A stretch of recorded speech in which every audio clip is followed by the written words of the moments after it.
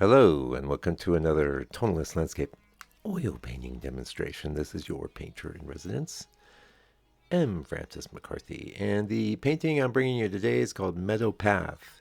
It's 3.5 by 5, and I did it just this last week. I really like it. I painted this subject before. It's somewhere on the channel there. I recall doing that as a 6 by 8, and one of those paintings, that I was really stoked about and thought, when you kind of have it there, I have like a little studio gallery. Not that, since the old COVID pandemic that I've seen as many people, but, you put something out that you think is just really cool and you expect someone to snap it up, and no, I still have it. But it's cool, and it's because the scene is cool. I painted it in a lot of different configurations. It just was a little composition I came up along on a walk with my wife on vacation quite a few years back, maybe like 2010 or so. Anyway, we're working on a little piece of MDF, and I have a lot of those little boards left, and it's got some house paint on it. Kind of hit sort of deeper burnt sienna tone, not real bright. I toned the brighter burnt sienna down with some raw umber to get that. And that worked really well as a background color. Painting in with some, looks like quite a bit of black with some burnt umber. And my thinking there is just a time saver. If I know I'm going to be getting right into the entire painting that day. And I did all that quickly before lunch, I'm pretty sure. And then took off. Oh, maybe not. It looks like I may not have. Either way, I was really like that. Oh yeah, no, I did, and but I didn't move the camera at all, so you can't really tell.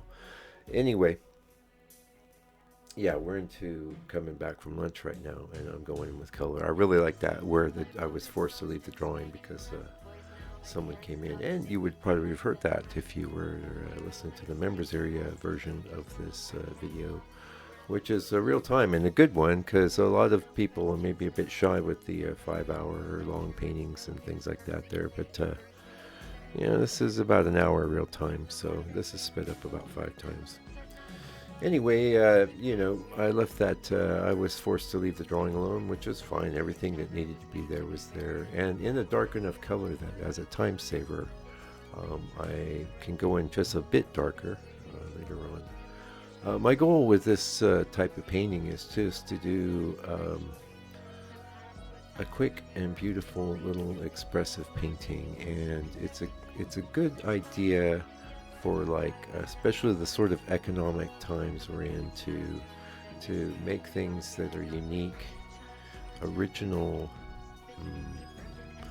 pieces of art, or even if you could call it craft, if you will. I mean, the craft here, of course, is there's craft being employed. I'm talking about the materials and the paint, the oil paint.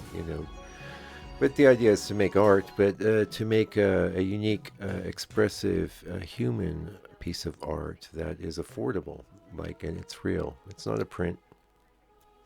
So someone may be on holiday or somebody who falls in love with art, which God bless those people, right? We need them.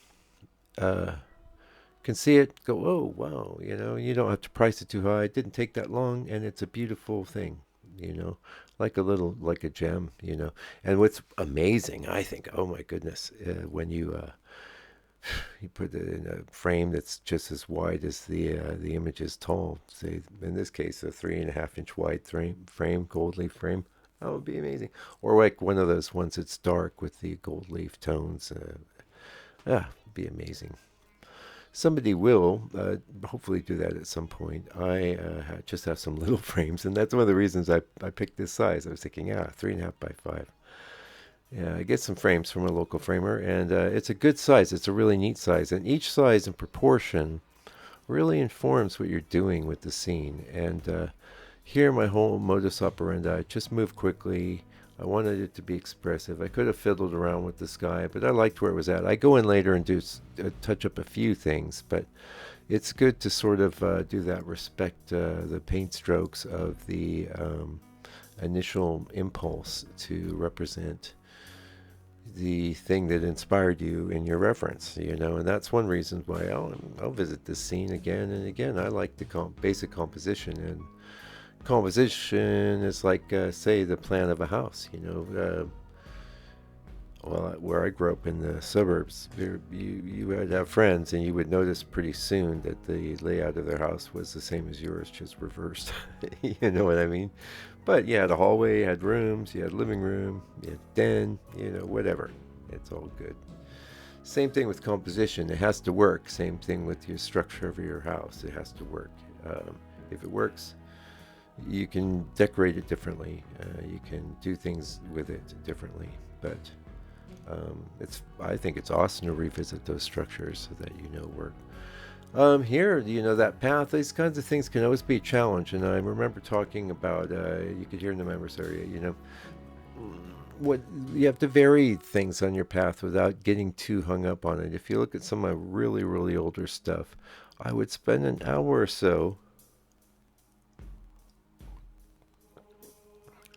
just trying to figure things out, and pebbles and whatnot.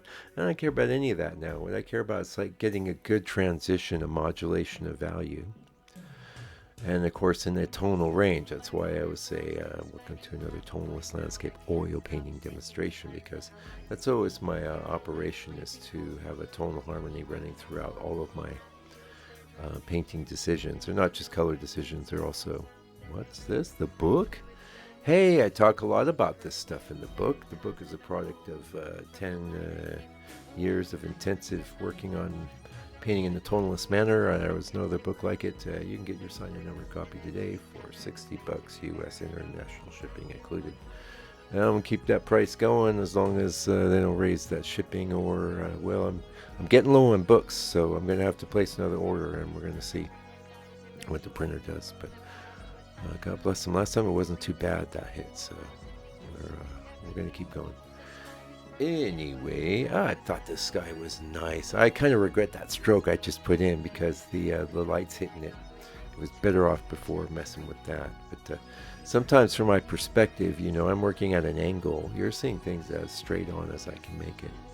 I've been working at an angle for the whole videotaping journey, and make that adjustment just for you. Okay. So, we get the sky in. Really liking the structure of the trees. A lot of simplification is always going on. And there is a connection between the trees and the reference. I'm kind of hanging on to that gap there. That's the kind of decision you make. But I think the real goal, when you talk about, like, I've painted the scene back in like 2012, and that painting's okay, but you look at it's a you can see a lot of the struggle involved in making the decisions, of getting the structures right. Where here, I'll just trust my initial structure decisions based on the underpainting, and here, where my darker values are going to be, and then I'm just looking for variance in color and value and richness. And importantly, in my case, I don't want to get all picky with things. I just want to paint it, freshly. And that's, hey, let's talk about, enough about me, let's talk about you. You want to do some more paintings and stuff. This 3.5 size is really good. It's really cool. It's not as easy to find. You can find frames. You can find ready-mades. It is one of those weird kind of standard sizes. It's been a miss for me in that regard, but I do have a framer who will make little scrap frames for me, and I have a lot, so I've got to paint more in the size. But I like it for a vertical. If for horizontal, 4x6 is actually a better decision, because you can get those frames a lot more readily. That's like standard. It comes out of a camera image sort of proportions, but this is a beautiful, elegant proportion as a portrait size. There's nothing quite like it. I mean, you can start doubling things to figure it out. 3.5 by 5 is 7 by 10, and then double. I don't know. It's kind of unique that way. But that proportion will inform all of your other decisions in the painting, as it should, because all of your structure of your compositional decisions are hanging from each edge. and how the forms interact. And you can see I did decide to close that gap between the trees a little bit, but it still has a feel of like, okay, that one's behind, even though I did decide, stylistically, decided not to make it lighter somewhat. Now, if this was a larger painting, I maybe would have decided to do that. You'll make a lot more decisions stylistically when things are small. Now, let's talk about, I'm okay with how this painting turned out. I'm more than happy to sell this, hopefully real soon. I might even try and get things back in the store. I don't know. Anyway, it's okay. At some point, it'll go somewhere. Anyway, see, I wish I'd stopped right there. Yeah, because you'll see me fiddle with this grass a long time, and it ended up looking okay, but ultimately, I should have just left it alone. I think it would have been fine and better, maybe. That's the thing. You can learn it from me here. Again, very beautiful end result, and has like some interesting textures. I don't regret it. It's all good. That's one of the thing that's great about these little mini paintings is you can make these decisions that they're way more torturous at the larger sizes. I have painted this. I could paint this really large. I love this sort of composition, and my approach. I just did a big one that I haven't shared yet. It was going to be the one I was going to present to you this week, but oh yeah, and I tried my best to record the palette, but there's a lot of glare on it. It really disappoints me, but I might try and just present it anyway. And my whole mission was to do the same. Now this one took like an hour. That bigger one, my mission was to get it was like 12 by 24 inches, to get it done in like around 3 hours. And keep it all fresh and just boom, zoom. Which is what I did here, and which is what I like. I wanted to have that finish to it though, and I did it here. And I'm liking that grass a lot. That's really beautiful. Yeah, let's see if I do any more to it. Anyway, this is great if you're not doing little minis like this, and don't treat them like, oh, it's a study for my big paintings. Well, that's fine too. You should be doing more big paintings. I'm not your guy. It's not your channel for the big paintings, obviously.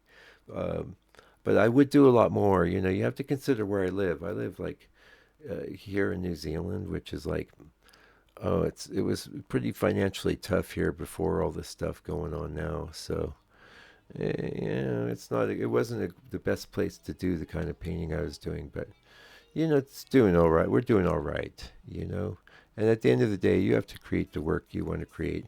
And I do find markets, and doing something beautiful, small, original, and it also is, every painting is a massive, massive learning experience, even if you've done the painting before, you know, a massive. It's great. Took you an hour. It's done. Sell it reasonably. Somebody could spend, 5 times what they spend on the painting, on the frame, and it would look so awesome. Oh my goodness. And that's the other thing. Why are we doing it? I'll create something beautiful. It's going to look awesome someplace. People will notice and go, wow, that's a cool painting. Was that an original? Oh my goodness. Yes, it is. I bought it. Duh, duh, duh, duh, duh. Yeah, that's all positive. It's all win-win.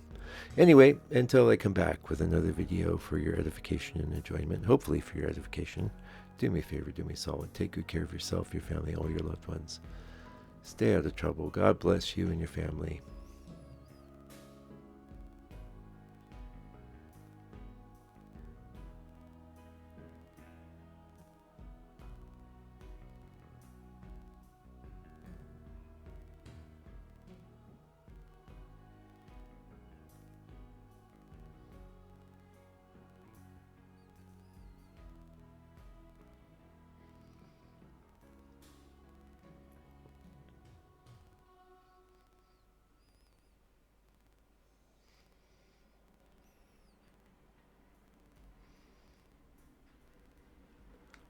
Fight the power. Buy my book, too.